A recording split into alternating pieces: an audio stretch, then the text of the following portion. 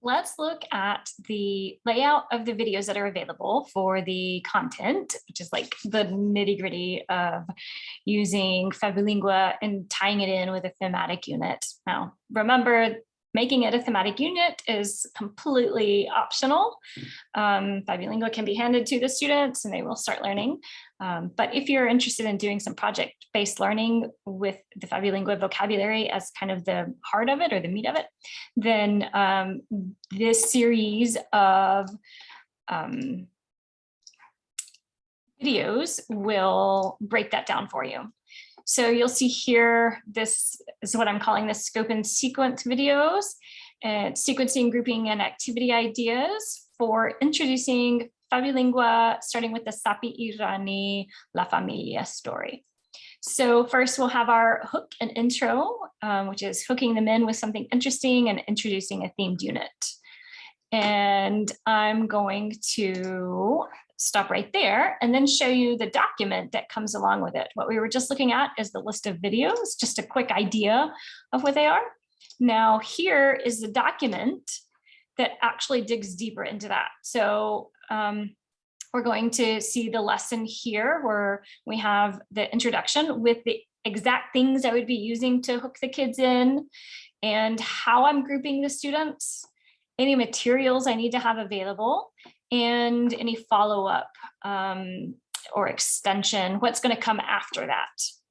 So let's just take a very quick look again at the overview. So we have our hook and intro.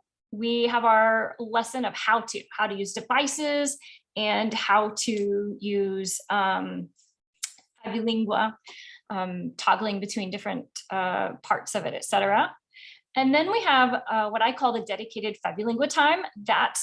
That if you remember the schedule video where I have 30 minutes a day for kiddos to work on FabuLingua, where they're working 1, 2, even 3 kids together.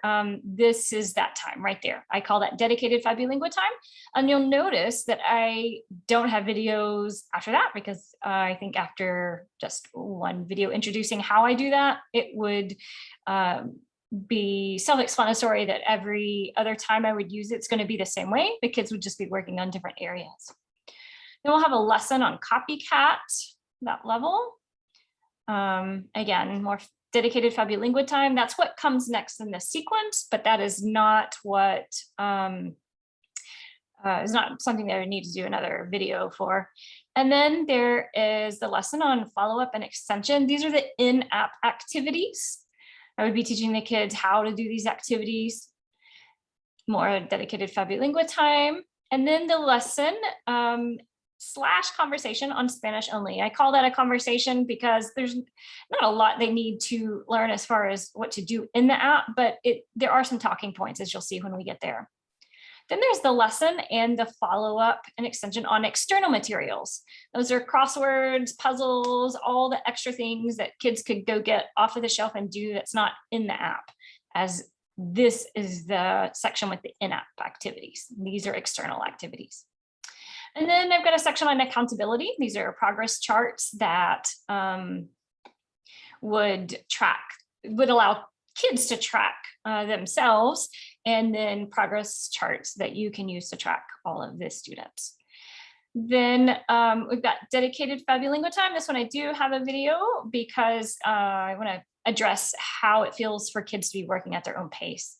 And then I would definitely reconvene with the kids, full group meeting throughout the year to do, comprehension, some games, checking in on how people feel about it, but talking about that in a group setting, etc. So let me just toggle on over real quickly and show you that document. I'm not going to go super deeply into it because I will do that at each video. But this section right here matches up with the sections that I just went over. Okay, so without further ado, you can toggle on over to whichever video you would like to jump into.